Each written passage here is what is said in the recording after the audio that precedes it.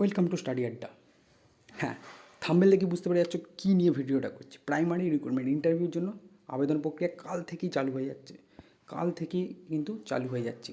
তার প্রমাণ আমি দিয়ে দিচ্ছি, কত নিয়োগ করছে, কত ভ্যাকেন্সি আছে, সব কিছু বলছি, জেলাভিত্তিক ভ্যাকেন্সি বলছি, সব এই ভিডিওতে জানতে পারবেন। তো ভিডিওটা শেষ অবধি থাকবেন, একটুও স্কিপ করবেন না। ভিডিওটা ভালো লাগলে লাইক করবেন, চ্যানেলটাকে সাবস্ক্রাইব করবেন এবং আপনার অ্যাসপিরেন্ট বন্ধুদের কাছে চ্যানেলটাকে শেয়ার করে দিন। চ্যানেলটা খুব ইনফরমেটিভ চ্যানেল, প্রতিদিন ক্লাস দেওয়া হচ্ছে এবং টপিক যেগুলো গুরুত্বপূর্ণ টপিক সেই সব টপিকে কিন্তু ভিডিও আপলোড করা হচ্ছে। তো চলুন দেখেন কী বলছে। প্রথমে বলেছে যে এই বছরই এই যে দেখতে পাচ্ছি আমাদের মাননীয় মুখ্যমন্ত্রী ঘোষণা করেছেন যে এই বছরই কিন্তু 50,000 কর্মসংস্থান হবে।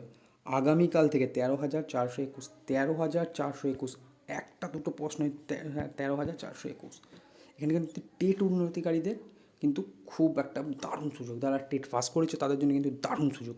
তোর প্রমাণ কোথায়? যে জেলাভিত্তিক ভ্যাকেন্সি বললে দাদা, তো জেলাভিত্তিক ভ্যাকেন্সি কি দেখিয়ে দিচ্ছি আমি। জেলাভিত্তিক ভ্যাকেন্সি দেখে নাও। জেলাভিত্তিক ভ্যাকেন্সি এটাই আছে যে সাউথ 24 পরগনা 1,471টা, হুগলি 1,212টা, বাঁকুড়া 978টা, কলকাতা 947, পূর্ব বর্ধমান 928, নর্থ 24 পরগনা 906, বীরভূম 860, মুর্শিদাবাদ 788, পশ্চিম মেদিনীপুর 744।